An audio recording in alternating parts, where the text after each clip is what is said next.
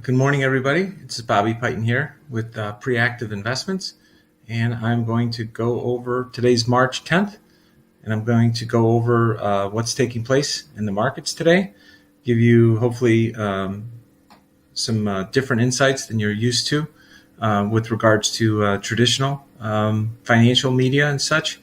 And I think you should.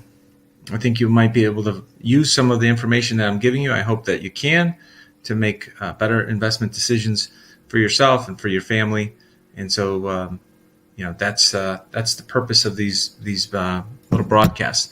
And just so you know, today I will not be able to be presenting at 4 p.m. I might try to do an earlier one to wrap up.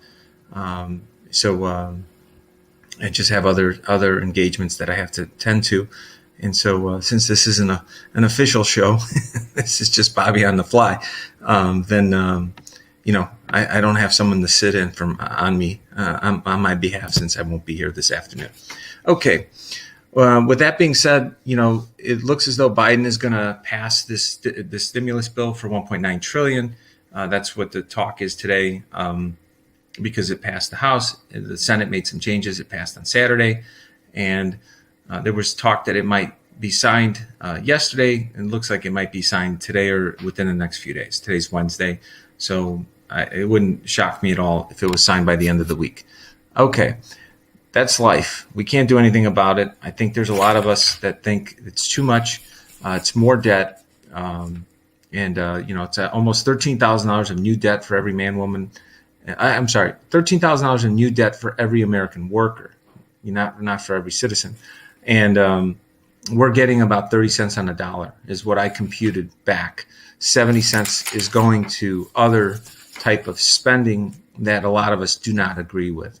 So there's a huge subsidy for states that mismanage their finances, to the detriment of the conservative states.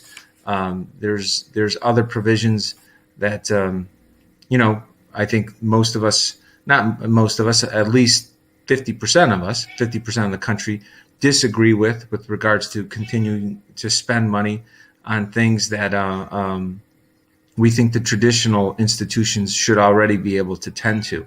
So, for example, $160 billion for COVID testing. We already have hospitals in place. We have doctors' offices in place. This just seems like a really big money grab. Think about what happened with 9/11. All of a sudden, the Department of Homeland Security turns into $80 billion a year fiasco. And so anyways, these things, as President Reagan would say, the closest thing to eternal life on this planet is a government program. Once these things start, it's extremely hard to kill them and kill these programs. So we should always be wary, and that doesn't mean we shouldn't fight to figure out a way to systematically dismantle a lot of government functions that should not be there, as they are a violation of our U.S. Constitution. So we really need to go back to the drawing board and start with the Constitution and clean up this mess. There's estimates that the growth rate of the economy is going to be about 7.3% this year, the fastest since, the Korean War. My attitude on that is, if you grow at 7.3%, but you added 10% of debt, you didn't grow at 7.3. You actually had negative 2.7. And I'm just rounding here because the debt is the 1.9 trillion. The economy is about 22 trillion. So I approximated at 10%. But that's not real growth. You still owe the money back. And this concept that this money is being invested is bogus.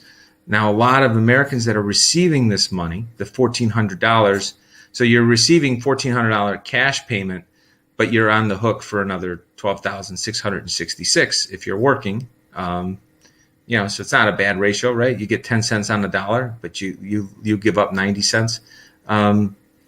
70% of that money is being saved. And even with that, even with 70 cents on the dollar, it seems as though it's being saved of the $1,400. So people are saving about $1,000 of the $1,400 they get, putting it into savings. There's still about I think 16% of millennials and 12% of the American population that couldn't, put together $400 in the case of an emergency. So this is a huge problem, folks. If we have 12% of our population that can't put together $400, why are we letting more immigrants into this country right now? That's my simple, logical, the logical question that I think we should ask as a society. If 12% of Americans can't put together $400, we really need to take care of those 12% of Americans first before we let more people into the country. Let's be realistic here, folks. So I'm not exactly sure why that never enters the public conversation, but I really do believe it should, because the people that are hurt the most with runaway immigration, and especially illegal immigration, are the people on the lowest economic rungs of our society, and we should try to change that. By putting a lot of pressure on these corrupt politicians that are getting kickbacks of various forms in the term of contributions and super PACs and all this jazz. So, anyways, there's an economist, Schiller, who came out and said this is a sugar high. I do agree with him. I said that. I think I've been talking about that for the past week. That the money that's being spent is not real growth, which it is not. And he said that even with the stimulus, and I haven't checked all his numbers, he published this today in an article, that historically disposable income, the amount of money that's disposable after we pay our core aspects of life, so you pay your key things to function in life, then how much money is left to service debt. That number historically was about 60%. So you pay all your key things of life, your rent or your mortgage, your utilities, your food, etc. You have some money that's called disposable. And that means that you can treat yourself. You get a massage, maybe you go out to dinner. That's disposable income. It's not necessary. It's nice. It's nice to have. And everybody, over time, if you're doing well, your disposable income continues to grow if you manage your finances correctly. And that number as a nation in the 1970s, and I talked about the early 70s the past couple of days, it used to be 60%. So 60% of our money would go to service our debt, and we'd have 40 cents left over to do what we wanted with. And now that number is 91%. So let me say that again. 91% of our disposable income goes to service debt. So for all practical purposes, we're really close to becoming slaves again when it gets to 100. Now, not that the system is kind of set up to create like a debt slave system, but just so you know, back in 2008, right before the crash, when everybody was really going crazy, that number was 133%. So it has come down. It went from 133. Everything crashed, as you can imagine, because you just couldn't. The wheels kind of went flying off of, the proverbial wagon, so to speak, because it's not a car, but the wheels went flying off of the wagon as you're pulling it. The number dropped to 90. It's about 90, 91 right now, but it's still a long ways away from 60.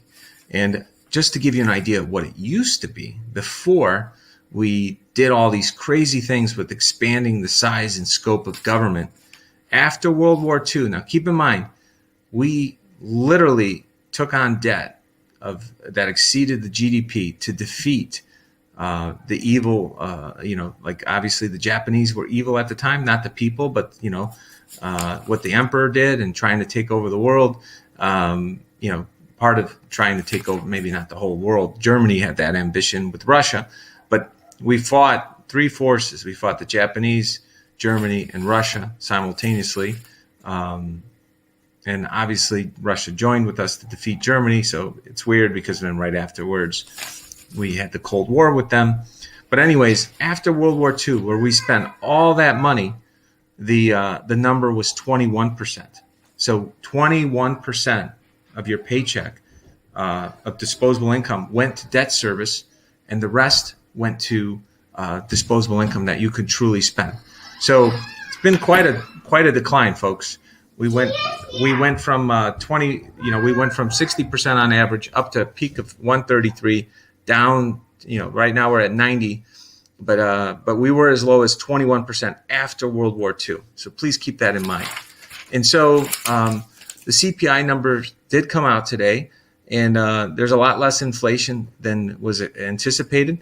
And upon that news, the futures did jump. So the futures were slightly down to flat. And, the big concern is that there's inflation. There's concern that inflation is going to enter the system because of wage pressure. The wage pressure number came out at 6% last week, and productivity was a negative, I think 4.1%. So obviously, the productivity gains were not there to offset the wage pressure. But then the CPI number came out today, and it's better than expected. So that implies one of two things. If the CPI came in better than expected, especially excluding food and energy, it was basically almost zero, it was 0.1%, then that means that it has to hit margins somehow, because you can't have wages go up by 6% and then there's no pass through and the productivity is not there. So then that means that corporations and businesses did not feel comfortable in attempting to pass through the higher price increases. And there's a lot of reasons for that, because people can quickly assess where they can go and shop elsewhere if price increases do occur. So I can't imagine how that with this CPI number and wage pressure, unless those numbers get revised in some way, they're going to hit the margins of companies. And maybe this is already priced in, folks. That's an important thing to remember. In the stock market and the way assets price, sometimes what you think what you assessed might have been assessed before you assessed it. There's millions of people doing this, and the market is a mechanism in which it kind of culminates and aggregates all these independent decision makers to what the reality is of how things should price. And there is a possibility that people have already figured out the fact that the inflation isn't there faster than the government releasing it. There's actually a big race that always takes place between analysts and firms that are analyzing companies, the economy, to get a jump on the data. And if you can get a jump on the data and you have more insights than other people because of your approach to get a jump on the data, you tend to do a little more. You tend to make a little more money, and that's kind of what it is. It's just kind of this is a virtuous loop, believe it or not. The fact that some people make more money or make money ahead of others by deciphering the data faster or more efficiently, it leads to a healthy competition in which other people come up with creative ways to use the data to make better decisions that ripple through the economy. So time will tell which one it is. But I think that, with March coming to a close, the end of the first quarter is only a few weeks away, we'll see some of those numbers with the first quarter earning reports that are coming out. So with that, I hope you guys have a wonderful day. I'll chime in a little later. And thanks for chiming in and watching what I had to say about the markets. Have a great day. Thank you.